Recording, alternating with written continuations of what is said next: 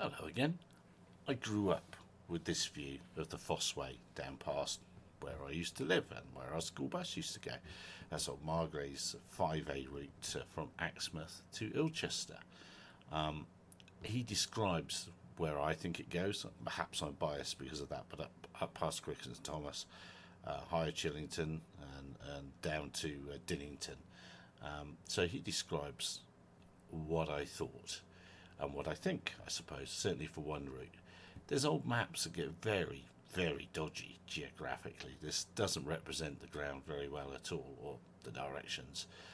That's straight out of Wikipedia. But last time I mentioned that there was a document I wanted to have a look at, and Chris Webster from Somerset BANES HER has been a complete leg end and sent it to me. Here it is. This is the glance at a map of the Roman roads in Somerset and Devon showing a missing link. And that's by Michael Graham from 2005. And he describes some very interesting stuff.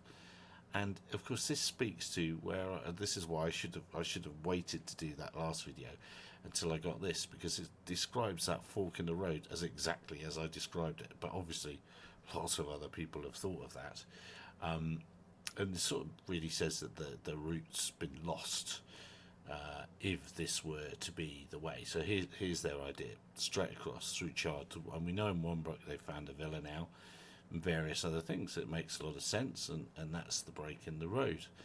And it's a little bit galling that I'm sat 6,000 miles away. This is exactly where it is. I grew up cycling over this. I know exactly where this. I know that field very well, for reasons. It's galling. I want to go and scratch around here now. But anyway, now of course I shouldn't, because that's not a cool thing to do. But the interesting thing is, let me change this video. Well, semi-interesting thing I suppose is that this is the line that I'm pretty certain it is, down through there and up over Wimwhistle, Chillington, down and away, because we're going to do some fields down there. This is the other line, and these are all the things, apart from that one, all the things that I think are quite interesting in that field system. So I think it has to be time to say something like, by, I don't know, by the power of allotment fox, or however else you invoke an allotment fox, to see if he can look in the charters in this area and see what they say. I'm sure they'll say something about here. Over here, it's not quite showing it very well on here, but there's a lane here. This lane here doesn't exist anymore. This bit does. This goes around like that, past Chinkland, but that's called Old Way.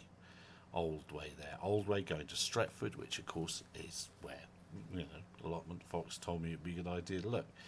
So thanks very much to him for that. Oh, I know what I was going to talk about. I was going to talk about this as well. So there it is here. Has it changed? It was not changed. Oh, silly me. Right, let me change it on here. Let's get rid of that. Right. Okay, now we can talk about it.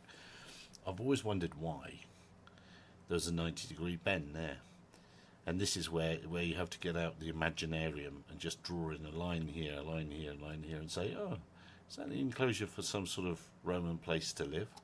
You've just made, I should work out, haven't done it, I should work out if this is a day's walk from Ilchester, which is, look, you can see how obvious the Fosse Way is here.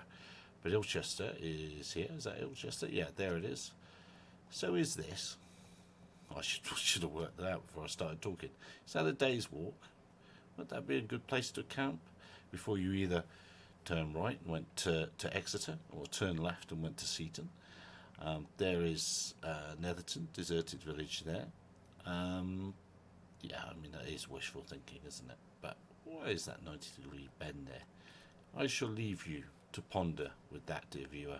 Look after yourselves wherever you are. Until I make something up again. Cheerio.